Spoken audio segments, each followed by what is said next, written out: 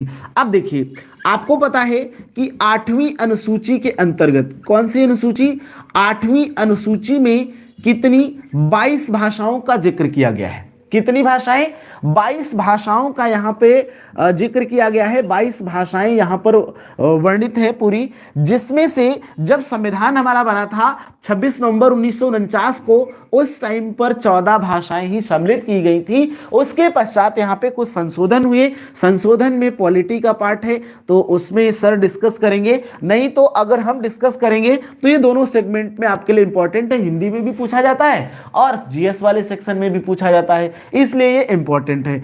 अब देखिए, इसके बाद यहां पर अगर भाषा से संबंधित संविधान के भाग की बात करेंगे तो संविधान के भाग 17 में भाषाओं का जिक्र किया गया है, वर्णन किया गया है। इसके बाद अगर हम आर्टिकल्स की या अनुच्छेद की बात करते हैं तो अनुच्छेद 343 से लेकर के 351 में यहां पर क्या किया गया है, राजभाषाओं का वर्णन किया गया है। एक और यहां पे सबसे महत्वपूर्ण आर्टिकल है अनुच्छेद 120। आर्टिकल 120 की जब हम चर्चा करते हैं तो यहां पर संसद की भाषाएं हैं।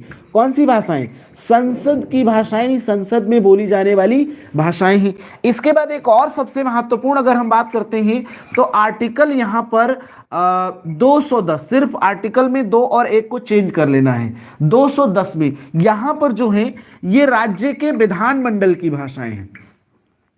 जितने भी राज्य हैं, राज्य के विधानमंडल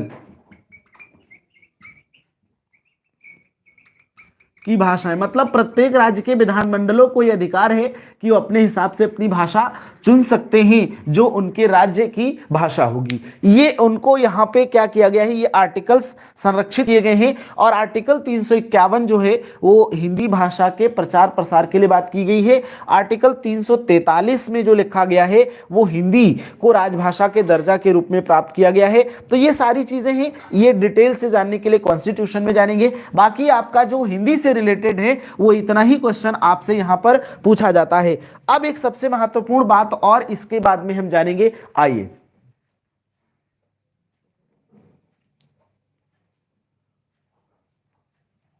यहां तक बात क्लियर है, यहां तक कोई दिक्कत तो नहीं है, कोई समस्या यहां पर तो नहीं है। चलिए, अब एक कंफ्यूजन दूर करना है। भाषा और बोली में अंतर है। भाषा का क्षेत्र विस्तृत होता है जबकि बोली का क्षेत्र सीमित होता है। तो राजभाषाओं की संख्या 22 है जबकि हिंदी की बोलियों की संख्या 18 है। जैसे भी पिछले यूपी टेट में एक सवाल पूछा गया कि हिंदी की बोलियों की संख्या कितनी है, तो हिंदी की बोलियों की संख्या 18 है। कितनी है, उपभाषाएं 5 हैं। उपभाषाएं कितनी है, 5 हैं। अगर आपसे पूछा जाए तो इस तरीके से सवाल आपके एग्जाम में पूछ लिए जाते हैं। कोई भी अगर कंफ्यूजन है, कोई दिक्कत है तो आप यहां पर फटाफट सारी चीजें पूछ सकते हैं। अब जरा देखिए, इसके बारे में एक और सबसे महत्वपूर्ण बात कर ली जाए तो आप देखेंगे कि इसमें जो संशोधन किए गए थे, इसमें 8 भाषाएं जोड़ी गई थी। 8 भाषाओं में 21वां जो संशोधन हुआ था, 21वां संशोधन जो संविधान का हुआ था, उस संशोधन को 1967 में किया गया था और इसमें भाषा जोड़ी गई थी, कौन सी, सिंधी। एक सवाल बहुत महत्वपूर्ण पूछता है कि सिंधी का अपभ्रंश क्या है, सिंधी किस अपभ्रंश से निकली है, तो याद रखेंगे सिंधी का अपभ्रंश है ब्राचड़।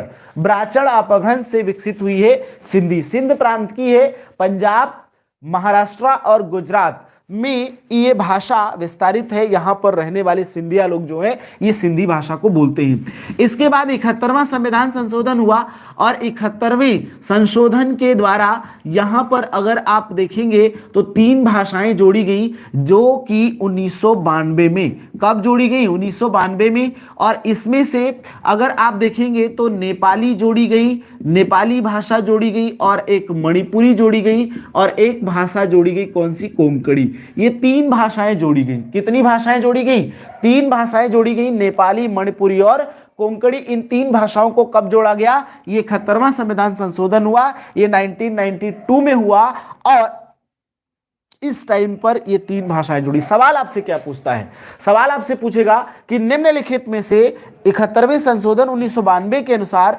कौन सी भाषा नहीं जोड़ी गई, कौन सी भाषा नहीं जोड़ी गई। तो अब इसमें से मान लो नेपाली, मणिपुरी, कोंकणी और उठा के सिंधी रख दिया, तो सिंधी तो कब जोड़ी गई, 1967 में जोड़ी गई। कब जोड़ी गई, 1960